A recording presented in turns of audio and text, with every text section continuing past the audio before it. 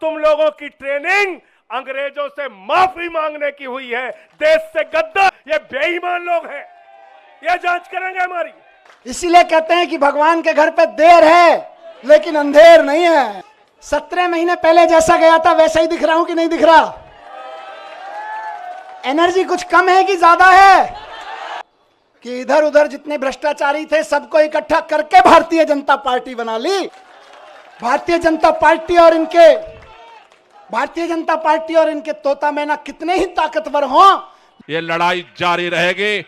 इस लड़ाई को कमर कसो, ये लड़ाई हम लड़ेंगे। झगड़ा कराने की, दंगे फसाद कराने की राजनीति में तुम आगे हो सकते हो के इनके किले में छेद कर दिए। हिंदुस्तान की सबसे भ्रष्ट पार्टी अगर इस धरती पर कोई है तो भारतीय जनता पार्टी। बड़े बड़े व्यापारियों को उठा उठा के जेल में डाले दे रहे हैं। आपको समझ में नहीं आता? ये नौकरियां खा रहे हो आप लोग अपने चंदे के धंधे पर। ये तानाशाही नहीं है तो और क्या है? बिना शिक्षा के, बिना स्वास्थ्य के विकसित राष्ट्र बन ही नहीं सकता। तुम जेल से डराते हो, हम जान देने के लिए तैयार हैं। जब तक इस देह में प्राण रहेगा और माथे पे संविधान रहेगा, इस दिल में हिंदुस्तान। सारी ताकत लगा लिया भारतीय जनता पार्टी ने, लेकिन भारतीय जनता पार्टी को इस बात का घमंड था कि 15 साल से एमसीडी में हमारी सरकार है, लेकिन इस बार दिल्ली के लोगों ने वहां से भी विदाई कर दी। इनको लगा कि अब हमें दिल्ली के अंदर आम आदमी पार्टी से हम चुनाव नहीं जीत सकते, और इसी तरह से अगर ये काम करते रहे तो दिल्ली से पंजाब पहुंच गए, पंजाब से गोवा पहुंच गए, और गोवा से गुजरात में जा करके इनके किले में छेद कर दिए। और उसके बाद ये षड्यंत्र शुरू हुआ फर्जी केस बनाने का, नई कहानी बनाने का। एक एक करके पहले सत्येंद्र जैन को इन्होंने उठा करके जेल में डाला, फिर मनीष सिसोदिया जी को जेल में डाला, फिर संजय सिंह जी को जेल में डाला, फिर भी काम नहीं चला तो इन्होंने हमारे मुख्यमंत्री अरविंद केजरीवाल को उठा करके जेल में डाल। आप याद करो, जब सत्येंद्र जैन जी जेल में गए, हर बड़े बड़े राजनीतिक पंडित घोषणा करने लगे अब पार्टी कैसे चलेगी। फिर मनीष सिसोदिया जेल में गए, बोले पार्टी अब टूट जाएगी। संजय सिंह जी बोले अब तो पार्टी बिक जाएगी। अरविंद केजरीवाल जी गिरफ्तार हुए, बोले अब तो सब कुछ स्वाहा। भाजपा के लोगों से मैं कहना चाहता हूं और देश के लोगों से भी विनम्रता कहना चाहता हूं, आम आदमी पार्टी टूटने, बिकने और झुकने के लिए नहीं पैदा हुई है। आम आदमी पार्टी का जन्म इस हिंदुस्तान से भ्रष्टाचार को और तानाशाही को खत्म करने के लिए हुआ है। जब तक इस देश के अंदर अन्याय रहेगा, जब तक इस देश के अंदर तानाशाही रहेगी, जब तक इस देश के अंदर गैर बराबरी रहेगी, आम आदमी पार्टी कल भी लड़ी थी, आज भी लड़ती है और कल भी तुमसे आंखें मिला करके लड़ती रहेगी। ये लड़ाई जारी, चिंता मत करो। मनीष सिसोदिया जी बाहर आए हैं, जल्द ही ट्रायल कोर्ट से मुख्यमंत्री जी को जमानत मिल चुकी है, सुप्रीम कोर्ट से जमानत मिल चुकी है, और ये जो सीबीआई का फंदा है ये भी टूटेगा और हमारा मुख्यमंत्री जेल से जल्द ही छूटेगा। मैं बीजेपी वालों को एक ही सलाह देना चाहता हूं और बार बार ये बात कहना चाहता हूं कि भाजपाइयों एक बात को समझ लो, नफरत की राजनीति में तुम आगे हो सकते हो, झगड़ा कराने की, दंगे फसाद कराने की राजनीति में तुम आगे हो सकते हो, भाई को भाई से बांटने की राजनीति में तुम आगे हो सकते हो, लेकिन जब लड़ने की बारी आएगी तो हिम्मत मत करना आम आदमी पार्टी से लड़ने की, हिम्मत मत करना आम आदमी पार्टी के कार्यकर्ताओं से टकराने की, क्योंकि तुम उसमें कभी नहीं जीत पाओगे, कभी नहीं जीत पाओगे। हमारी ट्रेनिंग इस संघर्ष की हुई है और तुम लोगों की ट्रेनिंग अंग्रेजों से माफी मांगने की हुई है, देश से गद्दारी की हुई है। तुम्हारे पुरखों ने देश से गद्दारी करने का काम किया है, अंग्रेजों से माफी मांगने का काम किया। इसलिए लड़ने के काम में कभी चुनौती मत देना, कभी आम आदमी पार्टी को नहीं झुका सकते, कभी हमारे नेताओं को नहीं झुका सकते। आपने हमारी पार्टी के मुखिया अरविंद केजरीवाल को जेल में रखा। मनीष सिसोदिया दिल्ली के शिक्षा मंत्री, जिन्होंने दिल्ली के लाखों बच्चों के लिए दिन रात काम किया, उनको 17 महीने तक जेल में रखा। मैं देश के प्रधानमंत्री से पूछना चाहता हूं, इन 17 महीनों का हिसाब कौन देगा? मनीष सिसोदिया के परिवार ने जो 17 महीने प्रताड़ना झेली, मानसिक रूप से, शारीरिक रूप से, उसका हिसाब कौन देगा? मनीष सिसोदिया ने खुद जेल में रह के जो यातना झेली, उसका हिसाब कौन देगा? भाजपा कहते हैं सिर्फ जमानत ही तो मिली है, सिर्फ जमानत ही तो मिली है। मैं दिल्ली के लोगों आपसे हाथ जोड़ के कहना चाहता हूं, चुनाव का परिणाम जब आए और बीजेपी के लोग चिल्ला के कहें मेरी जमानत जब्त हो गई, मेरी जमानत जब्त हो गई, तो आपको एक ही बात कहना है, सिर्फ जमानत ही तो जब्त हुई है, सिर्फ जमानत ही तो जब्त हुई है, सिर्फ जमानत ही तो जब्त हुई है, सिर्फ जमानत ही तो जब्त हुई है। कौन सी संस्था? ईडी के अफसर इसी दिल्ली के अंदर 5 करोड़ की रिश्वत लेते हुए उनको सीबीआई ने पकड़ा। ईडी के अधिकारियों को तमिलनाडु में रिश्वत लेते हुए सीबीआई ने पकड़ा। ईडी के अधिकारियों को राजस्थान की पुलिस ने रिश्वत लेते हुए पकड़ा। और 9 अगस्त को मनीष सिसोदिया की जमानत हुई। 8 अगस्त को 20 लाख रुपए ईडी के असिस्टेंट डायरेक्टर को रिश्वत लेते हुए पकड़ा गया। ये बेईमान लोग हैं। ये जांच करेंगे हमारी, ये जांच करेंगे। जिनका कन्विक्शन रेट मात्र 0.5% है, ये जांच करेंगे और भाजपा ही जांच करेंगे। मैं तो भाजपाइयों के बारे में कहता हूं, हिंदुस्तान की सबसे भ्रष्ट पार्टी अगर इस धरती पर कोई है तो भारतीय जनता पार्टी। देश के जितने बेईमान और भ्रष्टाचारी हैं, सब आज नरेंद्र मोदी जी के साथ हैं। तो मैं सिर्फ यही कहना चाहता हूं कि आज मनीष सिसोदिया जी के साथ मिलकर और बहुत जल्दी हमारे नेता अरविंद केजरीवाल जी बाहर आएंगे और हम सब मिलकर, याद रखना, ये वादा पूरा करना है आपको। क्या कहना है? चुनाव परिणाम के बाद सिर्फ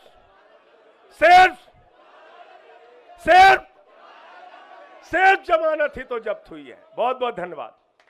का एक ही काल। ये ईडी और सीबीआई का ताना बाना इसलिए नहीं बुना गया कि कोई बेईमानी हो गई है। ये ईडी और सीबीआई का ताना बाना इसलिए बुना गया है कि कश्मीर से कन्याकुमारी तक किसी चाय के ढाबे पे भी रुके हुए 10 लोगों से बात करोगे कि केजरीवाल कौन है जानते हो? बोले यार वो दिल्ली में काम बड़ा शानदार कर रहा है, और काम तो कर ही रहा है, ईमानदारी से कर रहा है। केजरीवाल जी का नाम आज ईमानदारी का प्रतीक बन गया पूरे देश में। और भारतीय जनता पार्टी इतनी अपने आप को कहते हैं दुनिया की सबसे बड़ी पार्टी होने के बावजूद एक राज्य में एक उदाहरण नहीं पेश कर पाई कि उस राज्य में काम ईमानदारी से हो रहा है और काम हो रहा है। उस छवि को बिगाड़ने के लिए ये सारा षड्यंत्र, सारे कुचक्र रचे जा रहे हैं। उस अरविंद केजरीवाल जी की ईमानदारी की छवि को बिगाड़ने के लिए। लेकिन जनता जानती है, जनता के दिल के दरवाजे खुले हुए हैं। आप जेल के दरवाजे बंद कर सकते हो, लेकिन जनता के दिल के दरवाजे बंद नहीं कर सकते। जनता के दिलों में आज भी वही नारा गूंज रहा है पिछले 10 साल से। बताइए क्या? भ्रष्टाचार का एक ही काल, भ्रष्टाचार का एक ही काल। और जिनका जिक्र अभी संजय भाई ने किया कि इधर उधर जितने भ्रष्टाचारी थे सबको इकट्ठा करके भारतीय जनता पार्टी बना ली और भारतीय जनता पार्टी बड़ी पार्टी कर ली, उनको भी कहना चाहता हूं कि आपका काल अभी जेल में है, लेकिन ज्यादा दिन तक जेल में नहीं रख पाओगे, आपका काल बाहर आएगा। 17 महीने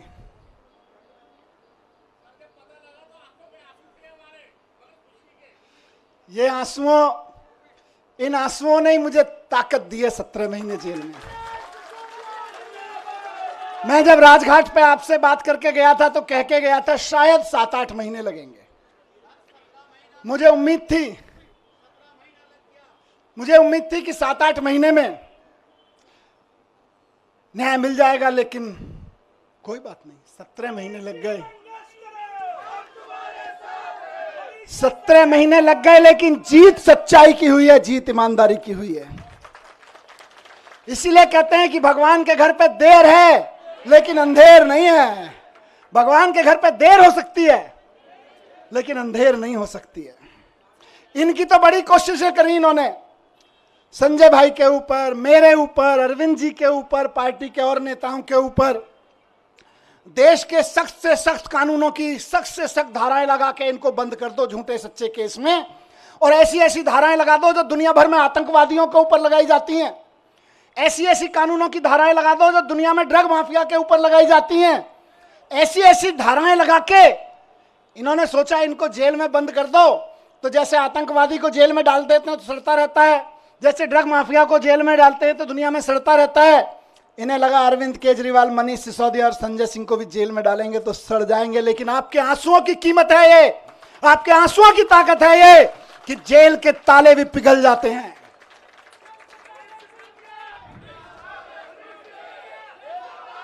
एक ही चीज कहूंगा, कल सुबह मैं बैठा था कि सारी दुनिया की सारी बुरी ताकतें भी इकट्ठी हो जाए ना, तो जो सच्चाई के रास्ते पे चलता है उसका साथ भगवान देता है, उसका साथ भगवान जरूर देता है।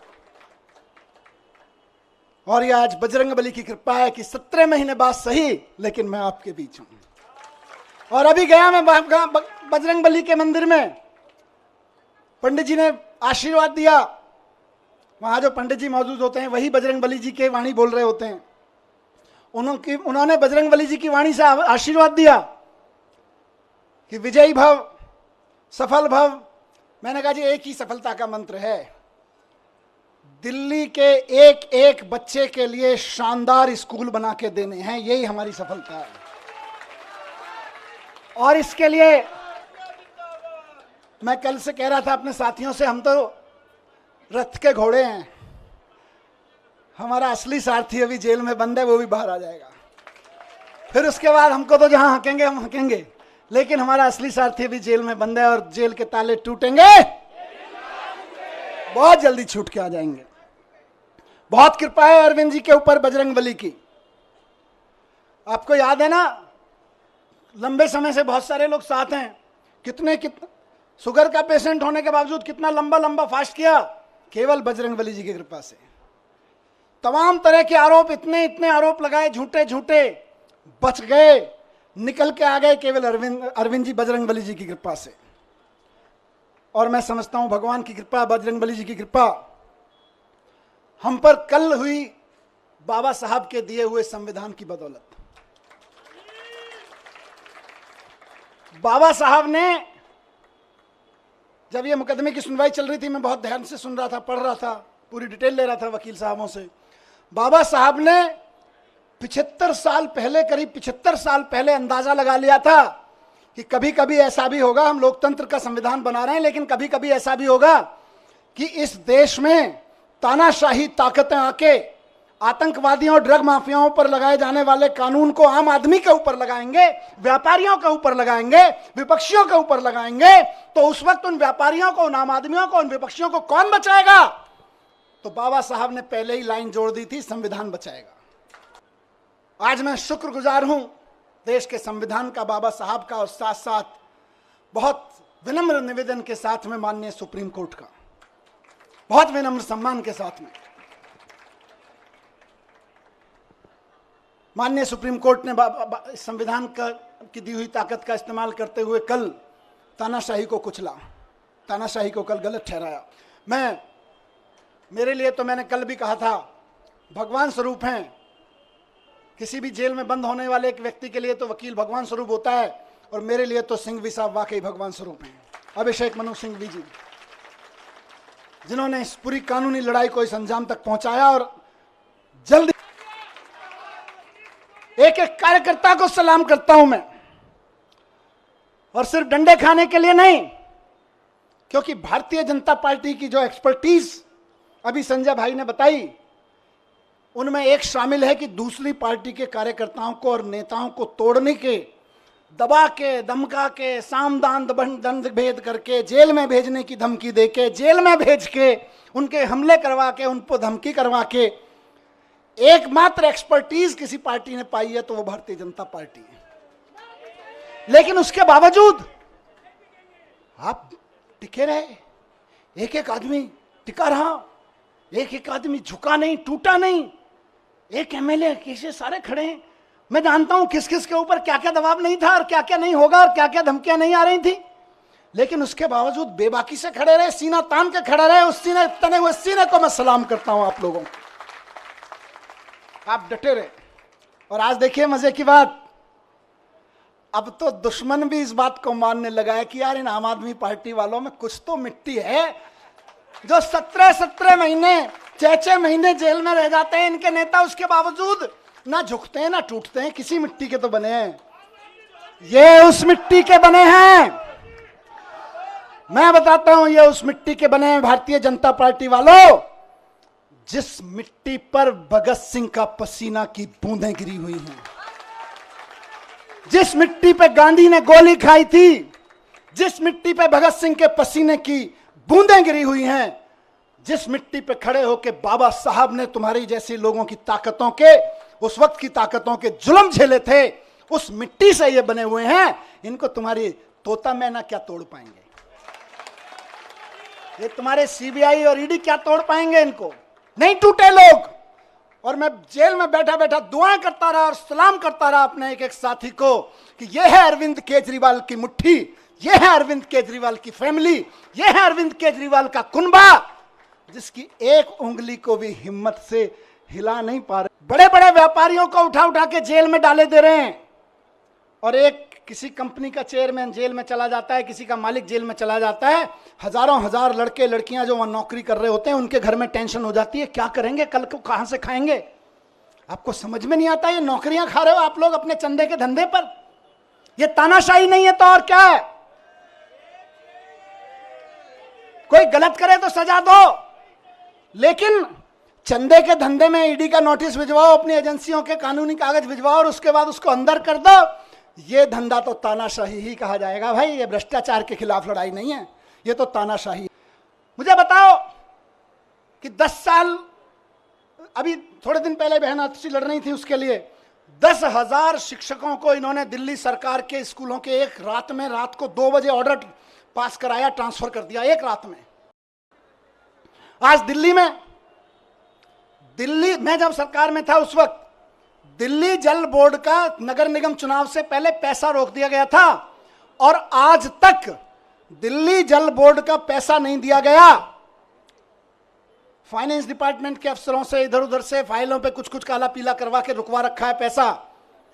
इंजीनियर्स परेशान है इलाके के, नाले साफ नहीं हो रहे, सीवर साफ नहीं हो रहे, और वो कह रहे हैं हम तो पैसा नहीं देंगे। 1.5 साल से जल बोर्ड का पैसा नहीं दिया गया, जबकि पैसा बजट में पास किया विधानसभा ने। ये तानाशाही नहीं है तो और क्या है बताइए? तानाशाही सिर्फ आम आदमी पार्टी के नेताओं को गिरफ्तार करने की नहीं है। तानाशाही आपके घर के सामने जो सीवर बह रहा है, उसमें जो अभी ओवरफ्लो हो रहा है, वो भी इसी तानाशाही की वजह से हो रहा है। जो नाली नहीं खुल पा रही है, उसको 1.5 साल से पैसा नहीं मिला ठेकेदार को, वो इंजीनियर रो रहा है बेचारा कि मैं कहां से पेमेंट करूं ठेकेदार को। यह भी इसी तानाशाही की वजह से हो रहा है। आपकी गलियों की नालियां सड़ी हुई हैं इस तानाशाही की वजह से। मैं ही जेल में नहीं हूं, केजरीवाल जी जेल में नहीं है, आप भी नरक में रहने को मजबूर हैं इसी तानाशाही की वजह से, क्योंकि आपके घर के सामने का सीवर फ्लो हो रहा है, 1.5 साल से पेमेंट नहीं हुआ जल बोर्ड का। ये तानाशाही नहीं है तो और क्या है? देख रहा था और उससे पहले भी देख रहा था टीवी में, 1 साल से टीवी देखा न्यूज पे, और क्या सहारा था, आपकी खबरें, आपकी शक्लें देखने को मिल जाती थी। मैंने देखा कि देश के गांव से एक बहुत प्यारी सी हमारी बेटी निकल के खेलों में देश का परचम लहराती है सारी दुनिया में, और जब वो खड़े होकर कहती है कि आपकी पार्टी के एक अफसर ने, आपके लगाए हुए एक फलाने नेता ने हमें छेड़ा है, तो आप उसको गिरफ्तार तक नहीं करते और हमारी उस बेटी के ऊपर तरह तरह के सोशल मीडिया ट्रोलिंग और ये सब कराते हो। ये तानाशाही नहीं है तो और क्या है, मुझे बताइए? और तुम्हारे उस, ये बेशर्मी तानाशाही है कि उसको गिरफ्तार तक नहीं किया जाता। इस देश की बेटियां जंतर मंतर पे बैठी रही, खिलाड़ियां, हम और आप सब अपने बच्चों को खिलाड़ी बनाने का सपना देखते हैं। बेटियों को कहते हैं जा बेटी उछाल, लगा छलांग और छा जा फलक पे, और उसको कोई बैठ के वहां पे इनका चमचा बैठ के उसको छेड़े तो हमें सहन होगा, लेकिन ये तानाशाही है कि उसको गिरफ्तार तक नहीं करते हो तुम। यही तानाशाही है दोस्तों, और उस तानाशाही का चरम स्वरूप हमने देखा कि अब उस बेटी के साथ क्या किया गया। बिना शिक्षा के, बिना स्वास्थ्य के विकसित राष्ट्र बन ही नहीं सकता। दुनिया का कोई राष्ट्र विकसित नहीं बना बिना शिक्षा, बिना स्वास्थ्य और बिना रोजगार पे काम किए हुए। विकसित राष्ट्र की बात हो रही। अब इनको दर्द क्या है? आम आदमी पार्टी ये कर दे रही है। हम नहीं कह रहे, लोग कह रहे हैं कि यार ये बच्चे पढ़ जाएंगे तो अपने आप 2047 का भारत विकसित हो जाएगा। आज ये जो माँ बाप हैं, जो कल आने वाले समय के माँ बाप हैं, ये अगर इनको सबको अच्छे अस्पताल मिल गए, आने वाले बच्चों के लिए अच्छे अस्पताल मिल गए तो अपने आप भारत विकसित हो जाएगा। ये आम आदमी पार्टी कर दे रही है। दिल्ली में कर दिया, पंजाब में कर दिया, इस भरोसे पे गुजरात में, गोवा में, सब जगह वोटें पड़ने लगी, तब इनको दिक्कत हो रही है। ये केजरीवाल जी का कुनबा एकजुट होकर लड़ रहा था, केजरीवाल जी का कुनबा बिखरा नहीं, केजरीवाल जी के साथ खड़ा रहा। इसी से इनको डर लगता है। और फिर कह रहा हूं कि भारतीय जनता पार्टी को अगर लगता है कि मनीष सिसोदिया को जेल भेजने के बाद वो दिल्ली की शिक्षा क्रांति को रोक के लगा देंगे, तो वो गलती कर रहे हैं, वो भूल कर रहे हैं इस बात की। दिल्ली के हर गरीब आदमी को, और ये इलेक्शन का ऐलान कर रहा हूं, दिल्ली के हर गरीब आदमी को बेहतरीन शिक्षा देके उसको समाज की मुख्य धारा में लाने का सपना पूरा करने के लिए हम अपनी जान भी दे देंगे। तुम जेल की क्या बात करते हो यार? तुम जेल से डराते हो, हम जान देने के लिए तैयार हैं। बच्चों की एजुकेशन के लिए, नौकरी के लिए और स्वास्थ्य के लिए तो हमारी ये कई जिंदगियां भी कुर्बान हो जाएं तो कम है यार। आप हमें जेल से डराते हो? नहीं डरेंगे, नहीं डरेंगे आपकी जेलों से। केंद्र कितना भी षड्यंत्र कर ले, 2 करोड़ जनता दिल्ली की, उसके जीवन में खुशहाली लाने के लिए फिर से हम उतरेंगे। एक एक घर पे जाएंगे, एक एक घर को बताएंगे कि केजरीवाल जी इसलिए जेल में नहीं है कि उन्होंने कोई जुल्म किया है, वो इसलिए जेल में हैं कि आपके बच्चों को एजुकेशन देने का सच्चा काम उन्होंने करके दिखा दिया। वो इसलिए जेल में नहीं है कि उन्होंने कोई भ्रष्टाचार किया है, वो इसलिए जेल में है कि आपके मोहल्ले में जो मोहल्ला क्लिनिक चल रहा है, वो मोहल्ला क्लिनिक केजरीवाल जी ने बना दिया और आप आराम से वहां जाके अपना छोटे मोटी चीजों का इलाज करा लेते हो। बड़े बड़े सरकारी अस्पताल शानदार होते चले गए, इसलिए केजरीवाल जी जेल में है।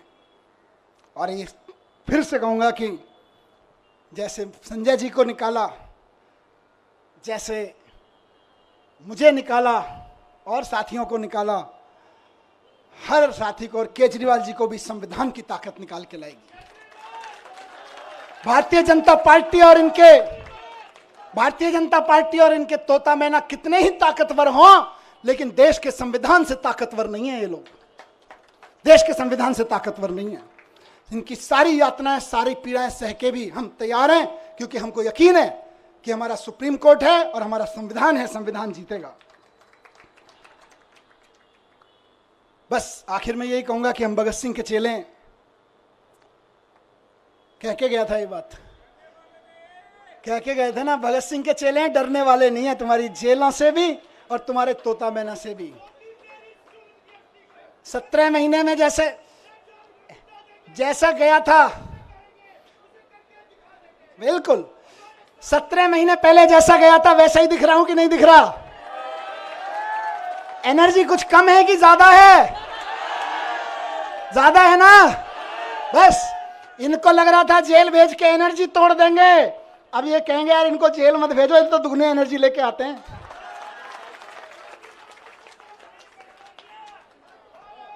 तो दोस्तों आखिर में एक बात कहूंगा और वो इंपॉर्टेंट चीज है। देखिए, मैंने सारी बात इसलिए कही क्योंकि तानाशाही की लड़ाई है, और ये तानाशाही मेरे लिए नहीं, अरविंद केजरीवाल जी के लिए नहीं, आम आदमी पार्टी के कार्यकर्ता और नेताओं के लिए नहीं, विपक्ष के पार्टी कार्यकर्ता और नेताओं के लिए नहीं, देश के एक एक आदमी को बचाने के लिए है। इसलिए आज कल जब सुबह बेल का ऑर्डर आया, उससे पहले मैं ऐसे ही टीवी देख रहा था, उसमें 9 अगस्त के बारे में डिटेल चल रहा था, कैसे 9 अगस्त कितना महान दिन है, भारत छोड़ो आंदोलन चलाया था। फिर 10:30 बजे ऑर्डर आ गया बेल का। मैं आंखें बंद की, मैंने भगवान से पूछा ये है क्या? 9 अगस्त भारत छोड़ो के दिन बेल दे रहे हो, चक्कर क्या है? अंदर से आवाज आई, कि भारत छोड़ो के दिन इसलिए दे रहे हैं क्योंकि जेल से बाहर निकलो और तानाशाही भारत छोड़ो की आवाज लगाओ। तानाशाही भारत छोड़ो। इस तानाशाही का शिकार हर आम आदमी हो रहा है। तानाशाही भारत छोड़ो की आवाज उठानी पड़ेगी गली गली में, मोहल्ले मोहल्ले में। और हम ये नहीं कह रहे तानाशाहो भारत छोड़ो, हम तानाशाहों के खिलाफ नहीं, हम तानाशाहों को भारत नहीं छुड़वाएंगे। हमने कई देशों में ये मॉडल देख लिए। वो क्या करते हैं कई तानाशाह, वो बड़े बड़े आंकड़े दिखाएंगे, देखो हमारी इकोनॉमी इतने मिलियन ट्रिलियन फिलियन पहुंच गई, जीडीपी फीडीपी के आंकड़े इतने बढ़ गए। उसके बाद आंकड़े दिखाते दिखाते सारे विपक्ष के नेताओं को जेल में डाल देते हैं या उनको देश से बाहर भगा देते हैं, विपक्ष के कार्यकर्ताओं को जेल में ठेल देते हैं। और उसके बाद कहते हैं देखो हम तो चुनाव पे चुनाव जीतते जा रहे हैं, हमारी तो जीडीपी भी बढ़ रही है, हमारी तो ट्रिलियन बिलियन चल रहे हैं। लेकिन हकीकत क्या है, वो कई देशों की जनता ने दिखा चुकी है कि भाई हम तो तानाशाहों को बाहर भगा देते हैं, लेकिन हम भारत हैं, हम विवेकानंद की, गांधी की, नानक की जन्मभूमि है, हम बाबा साहब की जन्मभूमि है। हमारे को जरूरत नहीं है किसी तानाशाह को बाहर भगाने की, हम तो तानाशाही को बाहर भगाएंगे। तो तानाशाही भारत छोड़ो, भारत छोड़ो, भारत छोड़ो, तानाशाही भारत छोड़ो, भारत छोड़ो, भारत छोड़ो, तानाशाही भारत छोड़ो, भारत छोड़ो, भारत छोड़ो। तानाशाही आज हमारे और आपके जीवन के लिए, एक आम आदमी के जीवन के लिए खतरा बन गई है, इसको छुड़वाना पड़ेगा। इस संविधान के लिए खतरा बन गई है, हमारे सामाजिक ताने बाने के लिए खतरा बन गई है, हमारी बहनों के लिए खतरा बन गई है, हमारे खिलाड़ियों के लिए, हमारे व्यापारियों के लिए खतरा बन गई है। इससे लड़ना पड़ेगा। और एक चीज कहूंगा यहां से, विपक्ष के लिए भी और इनकी सत्ता में बैठे नए नए साथियों के लिए भी जो इनके साथ नए नए गए हैं, इस तानाशाही से अगर लड़ना है तो एकजुट होके लड़ना पड़ेगा। ये ना सोचें कि आज आम आदमी पार्टी के कार्यकर्ता और नेता जेल में हैं, कल नंबर आपका भी आएगा, कल नंबर उनका भी आएगा जो दूसरे पक्ष में बैठे हैं या इधर के पक्ष में बैठे हैं, कल नंबर उनका भी आएगा जो इधर नए नए गए हैं कि हम तो इनके साथ हैं। एनडीए के साथियों को भी कहना चाहता हूं, उनके साथ जो गए हैं, और इंडिया गठबंधन के भी एक एक आदमी को और बाकी सब पार्टियों के साथियों को कहना चाहता हूं, पार्टी की जिंदगी के लिए नहीं, नेताओं की जिंदगी के लिए नहीं, देश के लिए इकट्ठा होकर लड़ना पड़ेगा, देश के लिए इकट्ठा होकर लड़ना पड़ेगा। और आज कह रहा हूं इस मंच से कि अगर देश के पूरे विपक्ष के नेता पूरी ताकत से एक बार हुंकार भर देंगे तो आज देश में वो माहौल है कि अरविंद केजरीवाल जी 24 घंटे के अंदर बाहर आ जाएंगे। अगर देश के विपक्ष के नेता एकजुट होकर हुंकार भर देंगे तो केजरीवाल जी केवल और केवल 24 घंटे के अंदर जेल से बाहर आ जाएंगे। मैं आज लिख के दे रहा हूं आपको, लेकिन इकट्ठे होकर करना पड़ेगा। ये मत सोचिए अभी तो केजरीवाल जी गए, जब हम पे आएगी तो देखेंगे, नहीं, सब पे आई हुई है। सबको इकट्ठे होकर लड़ना पड़ेगा, सबको इकट्ठे होकर चुनाव भी लड़ने पड़ेंगे, लड़ाइयां भी लड़नी पड़ेंगी, कानूनी लड़ाइयां भी लड़नी पड़ेंगी। और एकजुट हो गया तो इस चुनाव में तो दिखाई दिया कि 400 पार ढूंढते रह गए। एकजुट होकर लड़ेंगे तो आगे आने वाले चुनावों में भी ढूंढते रह जाएंगे कहां है, 0 पार बस सीधे कहा 0 पार। तो ये कोई ये ना सोचे कि अलग अलग लड़ लेंगे, जब हमारी लड़ाई आएगी तो लड़ लेंगे। लड़ाई सबकी है, लड़ाई देश की है, लड़ाई एक एक भारत के नागरिक की है। सब पार्टी वालों को, जिनको जनता ने थोड़ा थोड़ा भी कहीं कहीं भरोसा दिया है, कहीं ज्यादा दिया है, सबको इकट्ठा होके इस तानाशाही के खिलाफ लड़ना पड़ेगा, जोर से चिल्लाना पड़ेगा कि तानाशाही भारत छोड़ो। और जिस दिन तानाशाही भारत छोड़ो का नारा हर गले से निकल गया, केजरीवाल जी सबसे पहले जेल से बाहर आएंगे। हेमंत सोरेन जी आ गए ना, देखो कितनी दिन मुझे निकाला, अभी अरविंद जी भी आएंगे, लेकिन सबको करना पड़ेगा, ऐसे नहीं कि सब। तो मैं बस यही कह रहा हूं कि आम आदमी पार्टी की तरफ से तो आज हम भरोसा दिलाते हैं कि दिल्ली के चुनाव में भी और बाकी चुनावों में भी पूरे देश में, कश्मीर से लेकर कन्याकुमारी तक, एक एक घर में इस आवाज़ को उठाएंगे, एक एक शहर, एक एक नगर में इस आवाज़ को उठाएंगे और बता देंगे कि हमारे इरादे कितने फौलादी हैं। तुम चाहे जितनी यातनाएं दे लो, तुम चाहे जितने जुल्म कर लो, जब तक इस देह में प्राण रहेगा और माथे पे संविधान रहेगा, इस दिल में हिंदुस्तान रहेगा। भारत माता की, भारत माता की। बहुत बहुत धन्यवाद।